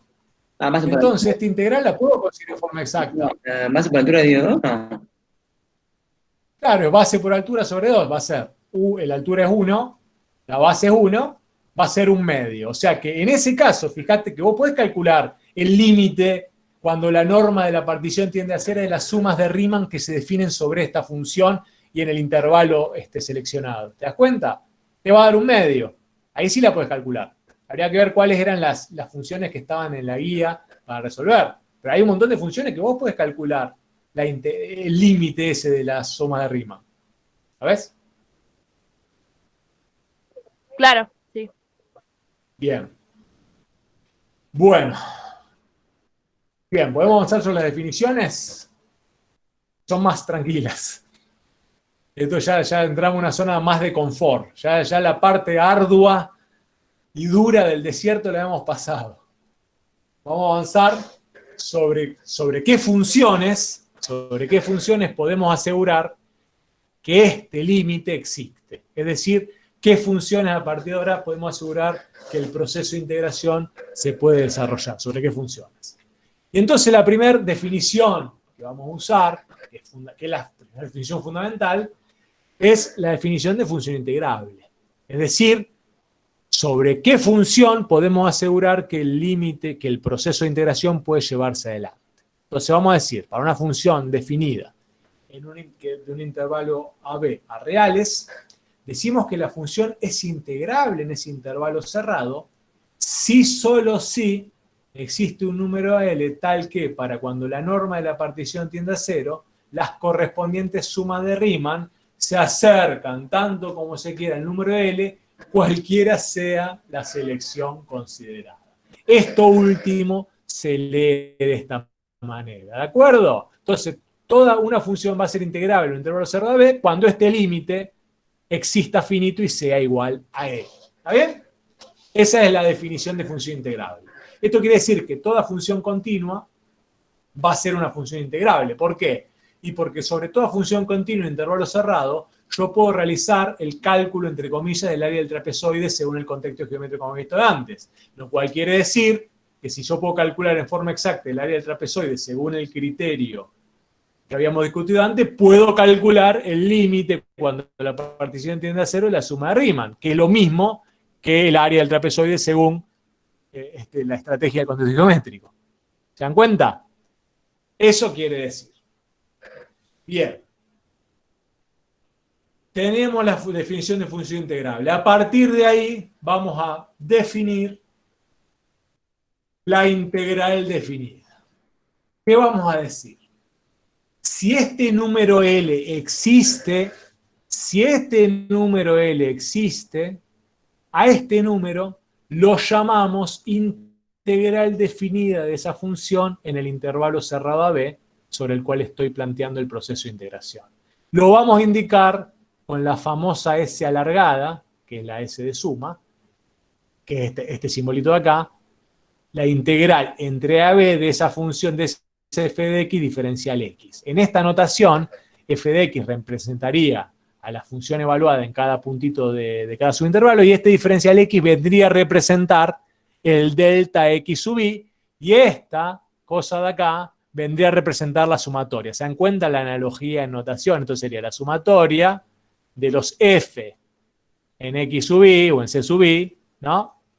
De los delta x sub i. Es como una forma estilizada de poner esta notación sigma. Vendría a representar casi lo mismo. No es exactamente lo mismo, pero esa notación quiere o arrastra esa idea. ¿Está bien?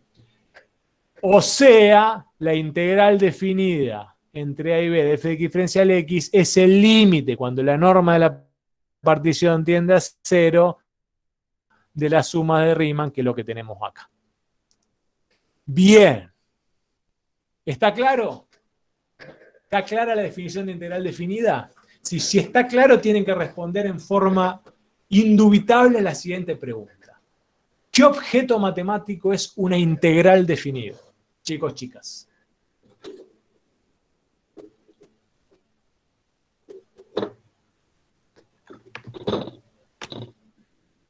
¿Puede ser que sea un inverso? No, está yendo por otro camino sinuoso y peligroso, que ya después lo vamos a Una recuperar. herramienta. Pero Bueno, mejor no. No, porque estás pensando en otra. El límite. No, La derivada. integral definida no es un límite, ¿eh? No, fíjense.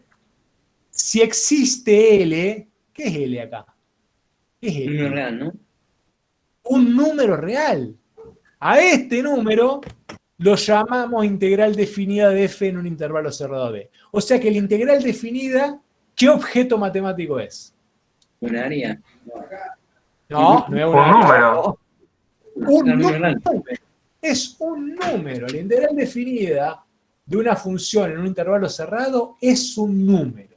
Ahora, ¿qué significa ese número? Es otra discusión. Puede ser un área, ¿no? En determinado contexto. Puede representar un cambio total en otro contexto. O puede ser, vaya a saber qué. Para nosotros, ese número o representa un área o representa un cambio total. Pero en el fondo, la integral definida, y según su definición, no nos queda otra que decir que la integral definida es un número. ¿Está bien? Esas cuestiones de inverso y demás van a ver por qué ocurren, pero la integral definida, y esta es la definición que nosotros vamos a usar, es un número. ¿Está? Que puede representar varias cosas, depende del contexto. Pero es un número. ¿Por qué? Porque es el valor del límite si existe de la suma de Riemann. Es un número. Si no existe, no es la integral definida. Es otra cosa. Y no nos queda más. Es un número. Bien. Quiero avanzar un poco más. Para así terminar esto y no quedamos tan atrasados. ¿Tienen resto espiritual? Faltan poquitas cosas. ¿Cómo lo ven? ¿Termina a 9:30 la clase? Sí, termina a 9:30, pero por ahí quiero avanzar un poquito más. Déjeme ver cuánto. Profe, ese número puede, o sea, no es adimensional, o sea, depende del contexto en el que estemos Depende del trabajando. contexto, exactamente.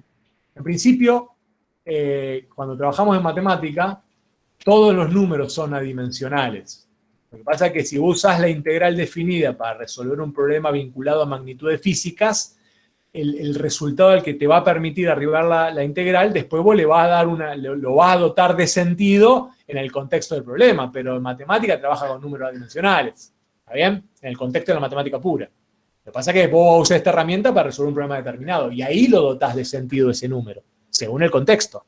Por eso hablábamos, o es un área, si estás resolviendo un problema geométrico, o va a ser cantidad de masa si está resolviendo un problema físico, cantidad de miligramos si está resolviendo un problema químico. ¿Está bien? Sí, profe, está bien, gracias. Profe, Bueno, sí. no me quedó claro cuando vimos esto en tarea aula, Sí. que cuando dice f de x por dx, ¿qué significa dx? Bueno, esta es la notación, en verdad esta notación que aparece acá, es la notación habitual, en verdad es casi una notación, es casi anecdótica esta notación.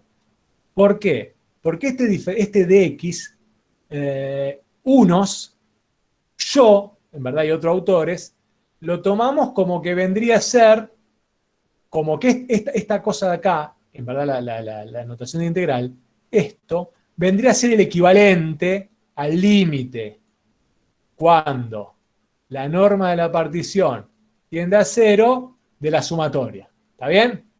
Esto, entre A y B, esta S alargada, vendría a reemplazar este pedazo de la notación del límite. Y por lo tanto, cuando esto ocurre, si vos haces que el límite de la notación vaya a 0, este delta x sub i se transforma en una especie diferencial, ¿te das cuenta? Y porque estás haciendo que ese delta x sea muy chiquito, entonces se achica tanto, estás pidiendo que sea un diferencial.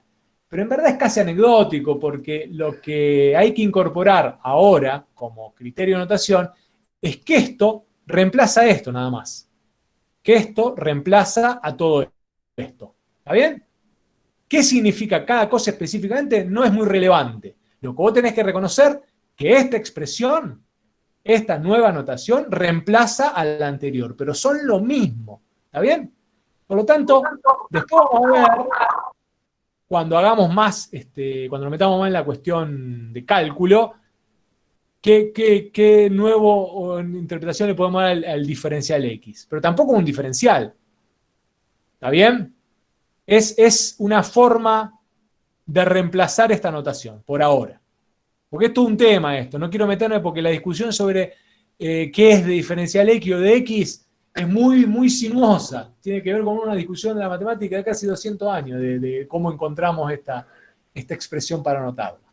Obviamente, y me adelanto, porque hay una derivada dando vuelta acá y hay una relación entre el cálculo integral y el cálculo diferencial que es muy estrecha. Entonces este diferencial x aparece ahí como puente con la derivada. Pero no es lo que originó la notación. Lo que origina esta notación, en verdad, es esto que está acá abajo.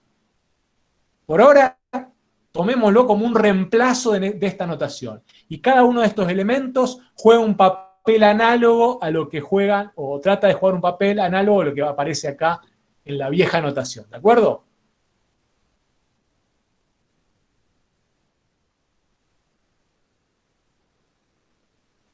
¿De acuerdo? Sí, perdón. Ya está. Bueno, Sí, profe. está bien. Bueno, tenemos nuestras dos primeras definiciones fundamentales. Función integrable e integral definida, que creo que la integral definida es la vedette de estas 2 semanas que estuvimos batallando, porque es la que a donde queríamos llegar. Estuvimos dando un camino bastante largo y complejo para poder asegurar esto. Ahora, algunas observaciones de esta nueva notación que sí tenemos que tener muy en cuenta. Al valor A y al valor B de esta nueva notación se lo llama extremo inferior y superior de integración, respectivamente. En la definición que vemos recién, A va a ser siempre menor a B. En A empiezo a desarrollar el proceso de integración, es decir, va a coincidir con mi primer elemento del conjunto partición y B va a coincidir con el último elemento del conjunto partición. Por lo tanto, siempre, salvo que digamos lo contrario, A va a ser menor que B. Pero podemos decir lo contrario, y es lo que decimos en esta segunda observación. Es decir, el concepto integral se puede ampliar definiendo el símbolo o haciendo el proceso al revés, es decir, lo que planteaba Bruno. Pedir que A sea mayor que B, es decir, nos puede quedar B acá y A acá. Eso implicaría que el proceso de integración lo voy a hacer en este sentido. Por lo tanto, calcular la integral de A hasta B de f de x diferencial x según esta restricción es lo mismo, y lo vamos a tomar así ahora, no vamos a entrar mucho en detalle, que hacer menos la integral entre b y a de f de x diferencial x. Y esto después van a jugar en tarea de aula, no se preocupen, es casi esto es una tontería, a mí no me gusta porque confunde sobre el proceso, para mí el proceso siempre es en este sentido, para mí tiene sentido pensarlo así, dejémoslo acá como una anécdota casi, lo que sí es interesante es esto. si A es igual a B, ¿cuánto va a valer la integral entre A y A definida de f de x diferencial x? Acá está el resultado, pero No tenés A y no tenés nada. ¿por qué va a ser cero? ¿Por qué va a ser cero? ¿Qué le parece? ¿Por qué no admitiría una duda ese cero? Pero no se puede definir partición. Claro, estoy integrando entre A y A, o sea, estoy definiendo un trapezoide de área cero, porque donde empezó el trapezoide terminó no. ¿Se dan cuenta? O sea que yo sí tiene que haber algún tipo de cambio entre medio. Claro, acá no hay cambio. Claro. Al no haber cambio, el resultado es cero. El cambio neto es cero, porque estoy a donde empecé a contar, terminé de contar. Si A igual a A, el cambio acumulado va a ser cero. Ahora, esto es importante. Eso no quiere decir que si uno ve un resultado integral definido igual a cero, eso quiere decir que los extremos de integración son lo mismo. Se dan cuenta que no vale al revés. O sea, que A sea igual a B implica que esta integral definida va a ser cero, pero que este resultado sea cero no implica que los extremos de integración sean iguales. ¿Se dan cuenta por qué? Un ejemplito muy sencillo. Miren. 0, 2.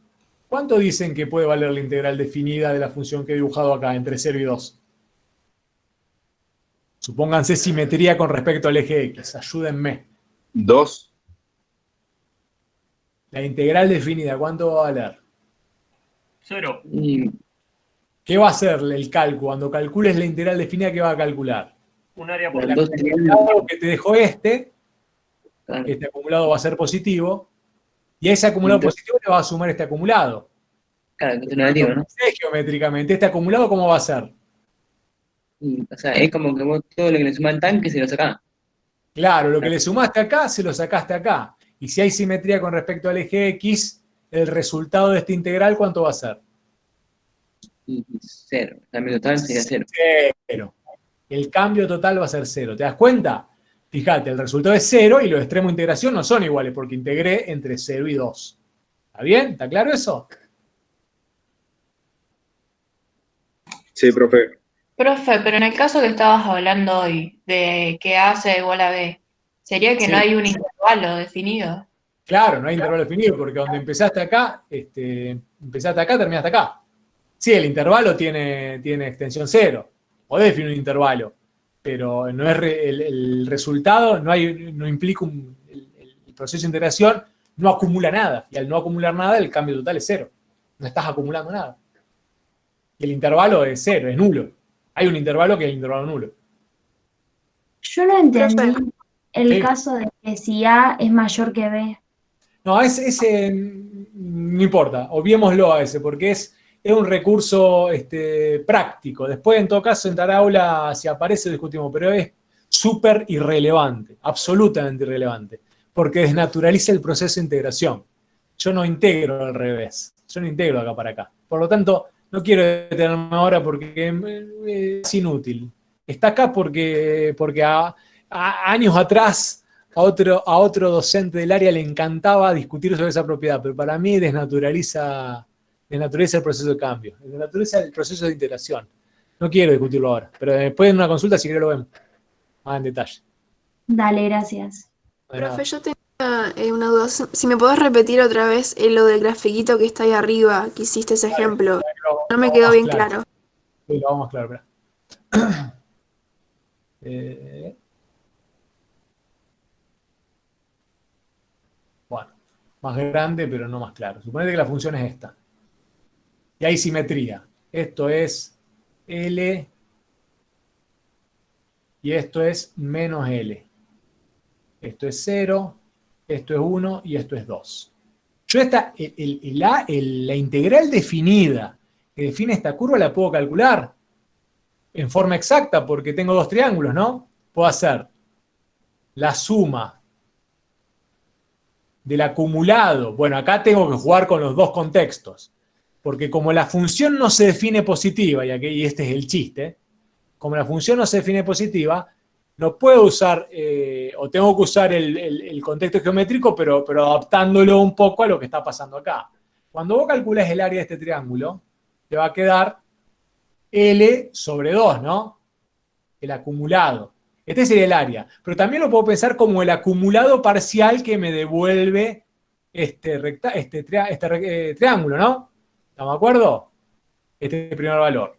Cuando calculás el acumulado parcial que te devuelve este segundo rectángulo, lo calculo como base, entre comillas, que va a ser menos L dividido 2.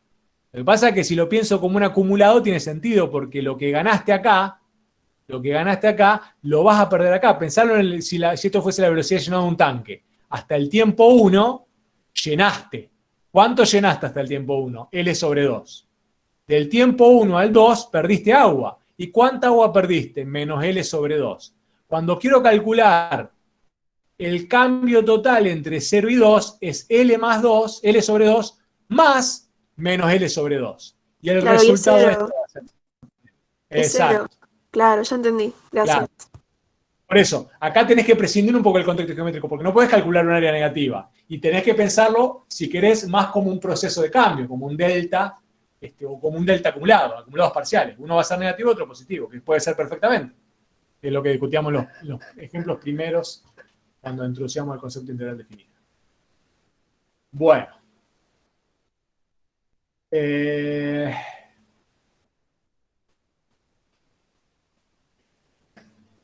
Esto no tiene mucho que ver, ya lo discutimos 20 veces.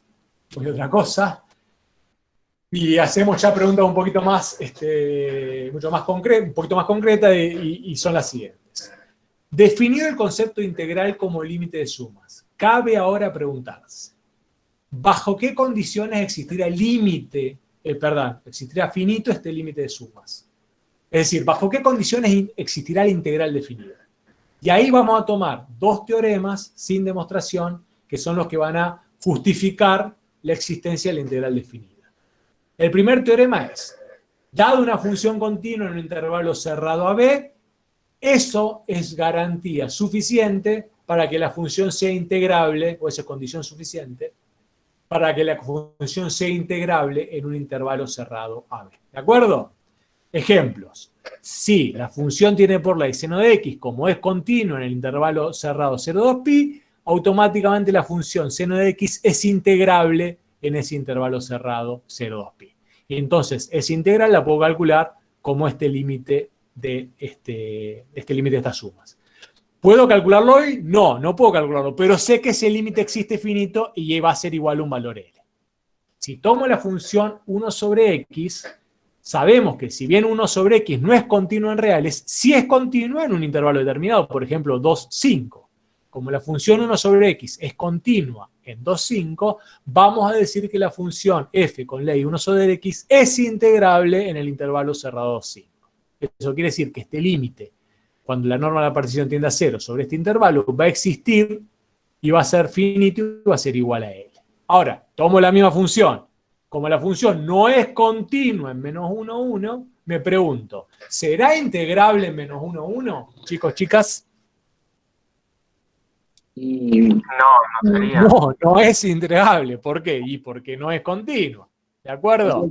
Por lo tanto, la integral entre menos 1 y 1 de 1 sobre x diferencial x no va a existir. Y es un ejemplo como vimos antes, porque estamos tomando, y no va a haber convergencia de las famosas áreas por inferiores y superiores, toda la discusión que tuvimos antes. Bueno, no existe ese límite. ¿Pero por qué? Bueno, porque no es continuo. Ya tenemos un teorema que nos ahorra todo el trabajo que veníamos llevando adelante. Y una pregunta. Sí. Perdón. Decime. Esa flechita de entonces dice f continua en AB. ¿Podría ser un sí solo sí? ¿O no? No, está muy buena pregunta. Si fuese un sí solo sí, eso implicaría que si la función es integrable en AB, implica que la función es continua en AB, ¿no? Claro. Sería, si lo doy vuelta, vos estás diciendo que vale también. Claro, yo me planteé al revés, digamos. Si f integrable en AB significa que f sea continua. Te mostré recién por qué no valía. Vos dirías este. Si f es integrable en AB, f es continua en AB. ¿Está bien? el teorema que te voy a mostrar ahora justifica por qué no vale el sí solo sí. Mirá, el teorema que viene ahora dice, f seccionalmente continuo en AB implica que f es integrable en AB. ¿Te das cuenta? Ah, claro, ya Puede eso. ocurrir, claro, puede ocurrir que tu función sea integrable en un intervalo cerrado AB, pero que sea seccionalmente continua, y no necesariamente continua. ¿Está bien? ¿Cuándo una función es seccionalmente continua? Cuando tiene un número finito de discontinuidades. Bueno, sobre esa función seccionalmente continua, con un número finito de discontinuidades, uno puede realizar el proceso de integración, siempre y cuando el tipo de discontinuidad sea de salto finito. Por eso no podíamos resolver esta, porque la discontinuidad que tenía acá era de salto infinito. ¿Está bien? Claro, podría ser, por ejemplo, la función escalera.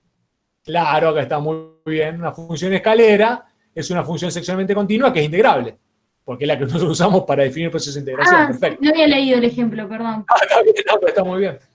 Está muy bien. Bueno, estos teoremas... Profe. Sí. ¿Qué diferencia habría entre discontinua y seccionalmente continua? Porque, o sea, no me queda claro eso. Una función seccionalmente continua es con discontinuidades de salto finito. Discontinuidad de salto finito, porque vos podés tener una función que tiene como la 1 sobre x, que es con un salto infinito, esa función no es seccionalmente continua, porque tiene un salto infinito. ¿Está bien? O sea que tiene infinitas discontinuidades de saltos infinitos. O podés tener infinitos discontinuidades, por ejemplo la tangente de x, esa no es una función seccionalmente continua, ¿está bien? O podés tener un salto infinito. Con un solo salto infinito ya no podés definir una función seccionalmente continua. Por ejemplo, la 1 sobre x, porque tiene un salto infinito. O podés tener infinitos puntos de discontinuidad, como la tangente de x, que además tiene salto infinito. Pero bueno, ahí se dan las dos cosas a la vez. ¿Te das cuenta? Sí. Bien. O sea, para que una función se define como seccionalmente continua en un intervalo cerrado, si tiene un número finito de discontinuidades de salto finito. Tienen que darse las dos condiciones a la vez. Bien. Bueno, por fin, y con esto ya nos vamos, de acá retomamos el lunes, presentamos las propiedades del integral, que son, esto figuraba como alguno de las actividades para resolver la semana pasada, digo por las dudas, propiedad de la integral definida.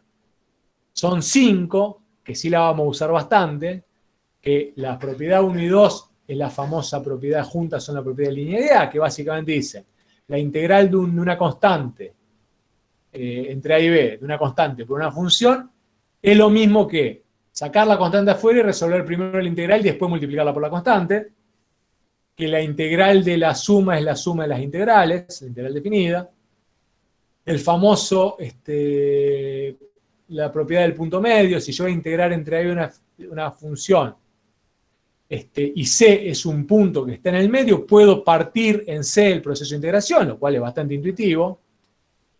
Después la retomamos el lunes, no se preocupen, ya estamos reventados, las quiero mencionar nomás. Si una función en un intervalo, si las imágenes de una función en un intervalo cerrado, AB, son todas mayores que la imagen de esta función, entonces la integral definida sobre la función más grande va a ser más grande que la integral sobre la función más chica.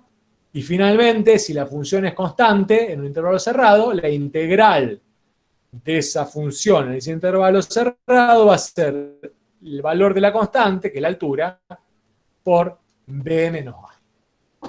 Dejamos acá, chicos. Después retomamos acá el lunes con las famosas propiedades y vamos a tratar de avanzar un poquito más rápido.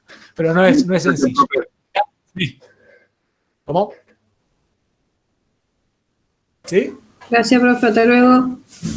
Buen fin. Chao. Buen fin de. Chao, profe. Buen fin de. Chao, buen fin de. Chao, profe. Chao, profe. Chao, hasta luego. Gracias, profe. Buen fin de. Buen fin de.